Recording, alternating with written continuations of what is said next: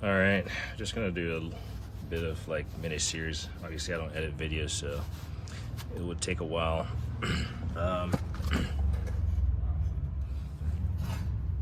lot of brakes, including dual piston brakes or quad pistons, like we have here, have these retaining pins, and in fact, they have a little retaining wire right there. This pin right here. So we're gonna do our best here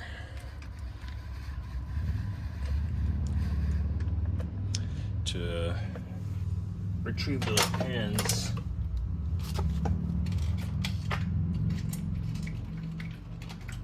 without losing them. Yesterday I lost one. It's like they're so small. But, and then we have these guide pins,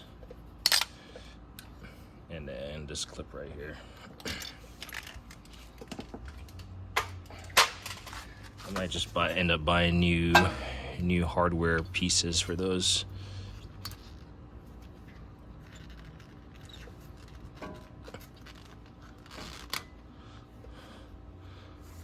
This here's a wild cotter pin removal. I mean, really, you don't really need a special tool to remove cotter pins, but in the automotive world, it seems like they sell a tool for everything. Well, not just automotive. It's applicable to most fields. Let's see. Pop it out.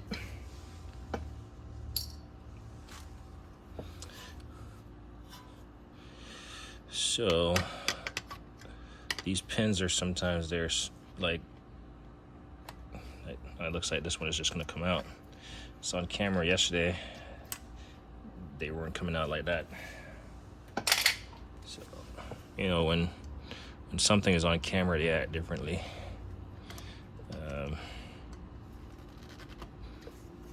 Try to get these straight so they're not creating unnecessary friction. There we go. Or resistance, I should say.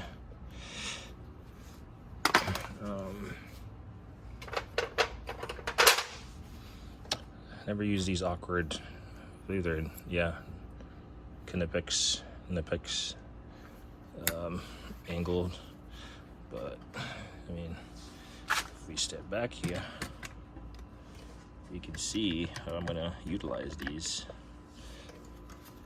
just because they're sitting right here.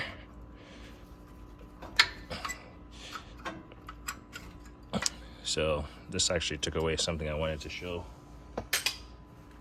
So I have this twin function brake pin punch set.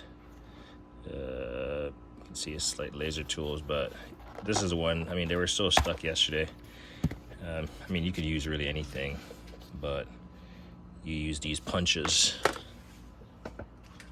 and you pretty much slide it through the hole or wherever. I guess it was on this side. You slide it through and you just kind of punch it through. You can use both sides of it. So, hadn't used it yet. Figured it would come in handy at some point. You don't always, helps to have the right tool for the job. Somewhat. I'm pretty sure this is made by someone else also. But they're consumable. Spares available. So yeah. Just remove this retaining pin. Yeah, hardware. Try to get some new ones.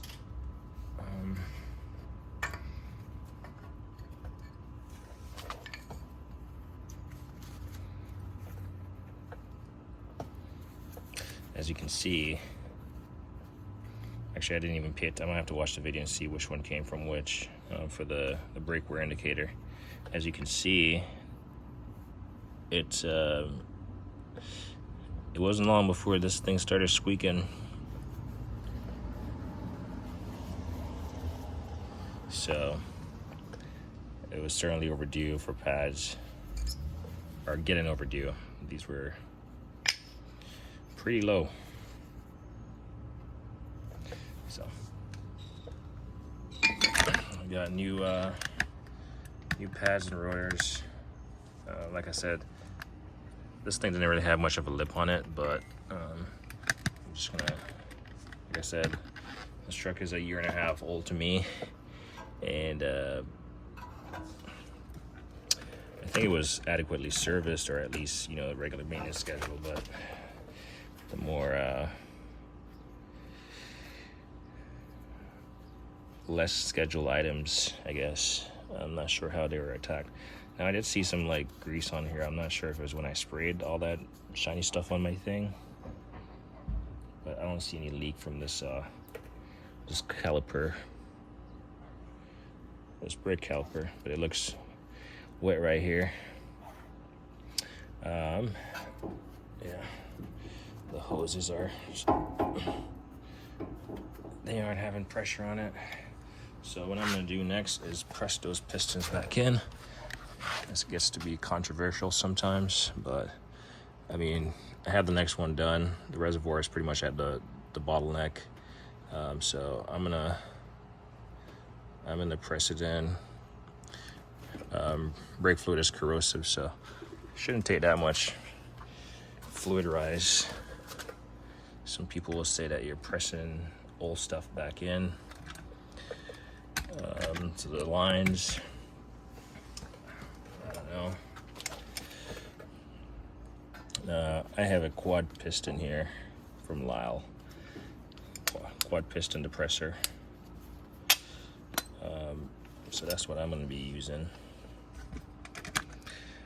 I mean, you can use a C-clamp, but you want them to be pressed in unison. And then we'll just make sure we don't have any torn boots. So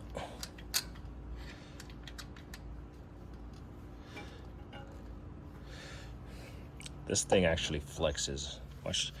I'm not sure if you can really see it, but watch that bar.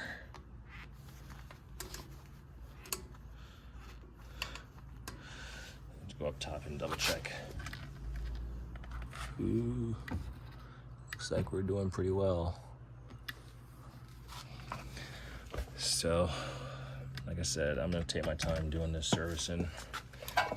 The parts store is closed today, and I need some like sway bar links and stuff. Ooh, look at that. It's right at the top. So I'm not gonna press anymore.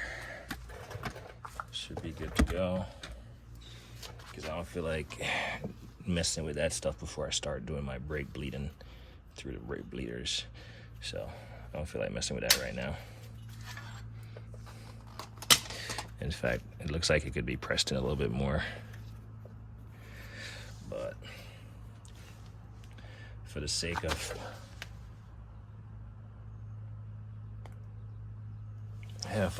not having to do stuff before the appointed time, I'm gonna leave that as is, because I'm not gonna set up the brakes today, because I want to buy new hardware. I want to get new hardware for them, and probably order it online. But the local Toyota dealership, which is like 5 minutes away, is closed today. I guess it's open tomorrow. Could always buy it if they have it in stock. But if they have to have it shipped, then I don't know. But I need new sway bar linkages, and I'm not sure if I want to do like all the bushing work and stuff on here.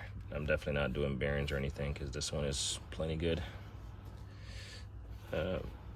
So I could just repair what is broken or what's damaged, worn, since I had a tool, or do I just do it now? Save time for later. What I'm gonna do though is I'm gonna end this video. My next deal is to clean up the face of this. Or right here, sorry. Clean up the face of this. And I'll show you the tools that I use to do such work. Let's go take us a look at the other side real quick.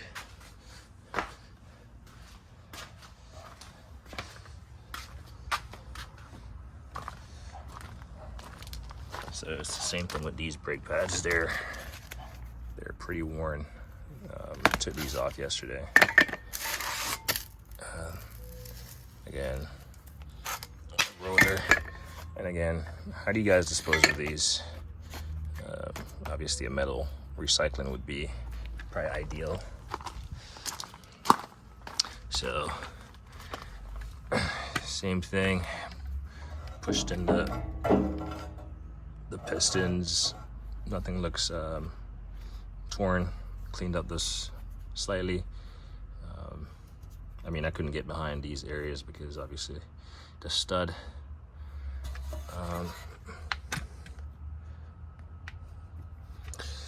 Use sway bar linkage needed right here. The bushing is torn.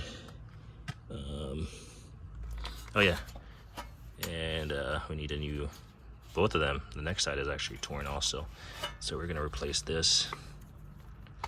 So what I'm gonna do is actually spray this stuff down. I'm not gonna remove it just yet, because I want to make sure I get all the turns correct. Still gonna get alignment after I get this done, but and that's probably why I'm thinking I should replace all the pieces now. Just get it done with.